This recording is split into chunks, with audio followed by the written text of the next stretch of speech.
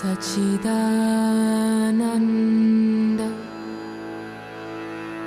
Parabrahma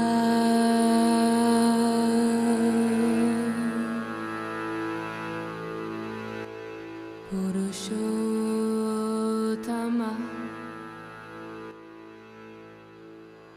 Paramatma. My feeling is that this is our highest opportunity, is to know who we are clearly.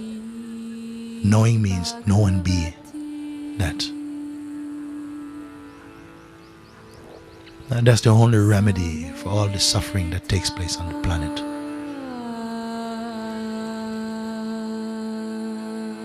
Okay, come on. There is a question, and the question is, how can that which is empty know itself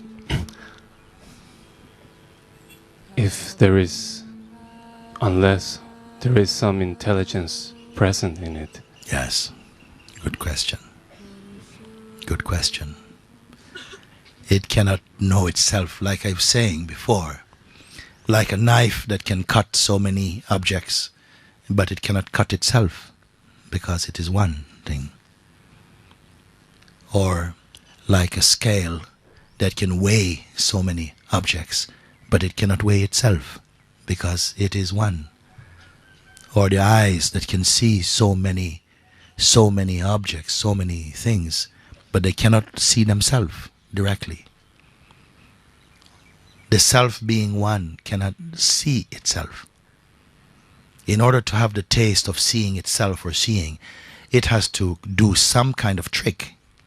It has to do some trick. And the greatest trickster of all is consciousness. It has to manifest through consciousness, which is the medium through which it can have the play of diversifying itself. Without this diversifying, without manifesting as innumerable forms, it cannot have the taste of otherness. Without otherness, there can be no knowledge. Can be no knowledge. Knowledge of what? Knowledge of what? You see? So there has to be a medium through which something can be tasted, called self-knowledge. But the taste of self-knowledge, you see, has to be identical with the beingness itself.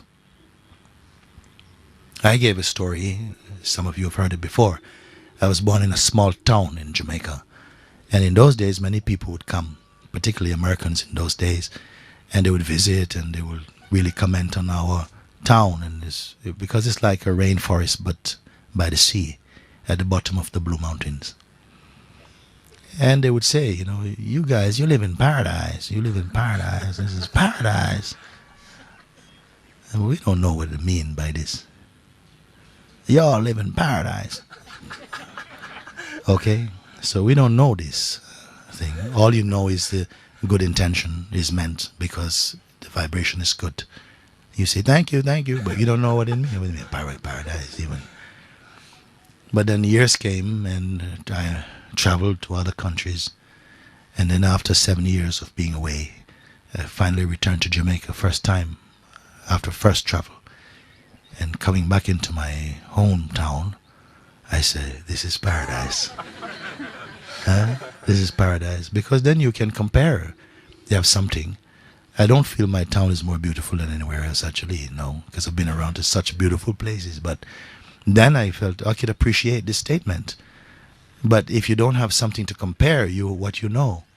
So in order to compare, to say that this is good, you have to have something that you feel this is bad or something. This is the play of interrelated opposites.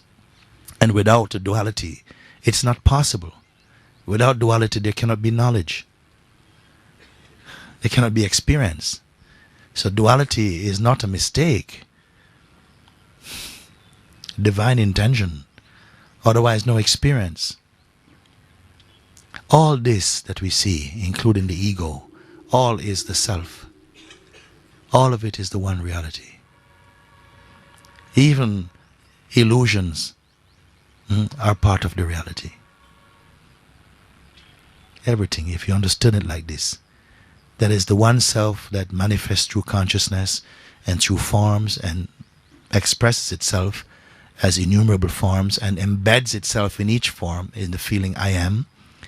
And then further on from this I am feeling, which is not personal, gets further identified with the instrument through which it can taste experiencing and arises as a me, I am me, George, Susan, whatever it is. Then you can see how this projection took place, and that all of it, as far as it is extended, is all the one pure consciousness. I use the example like the aerial of a television that you can pull out. It's one unit. When you buy it, it comes in a very small packet. If you take that to be the totality, a representation of the totality, the pure consciousness, you open a packet and you extend it once. And that extension is the extension into I am. Before I am, just the absolute is there. It says nothing. It doesn't say I'm the absolute. It doesn't know anything. It just is what it is. But with that extension comes the extension, the feeling I am, which is when out of this pure and within this pure completeness, consciousness appears. And consciousness somehow is the experiential realm. And as soon as consciousness is present, it can only manifest through some form. I am the body comes. And after I am the body, extend, then all the world is there.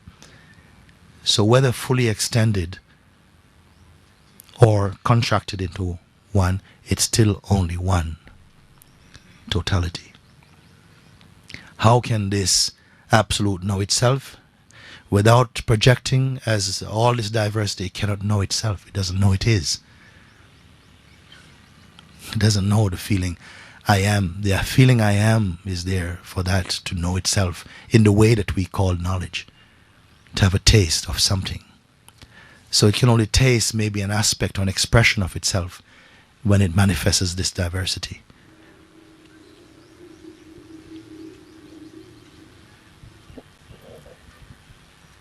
So then we are both unmanifest and also that. Manifest, yes. I wonder if you follow this. I would like you just to put a little bit more juice into that. We are almost three-aspected actually, as the unmanifest, the invisible within the visible. And when that manifests first into that, the earliest representation of itself is the feeling I am. This I am in each form is a magnificent principle. It's the godly voice, the godly taste, the godly feeling within each form. I is actually God. I am. I is consciousness. I am. I am is not a person. It's not a man or woman. Male or female body is there, but the I am is not the male or female. But it will function through that body and draw upon itself whatever conditioning arises through that body. It will take on that conditioning. At the same time, it remains pure. And at the same time, it then gets manifested and hangs out in the modification, I am this person, these are my conditioning, that's what it makes. The sense I am is the truest part of our representation, of our manifestation. The sense just I am.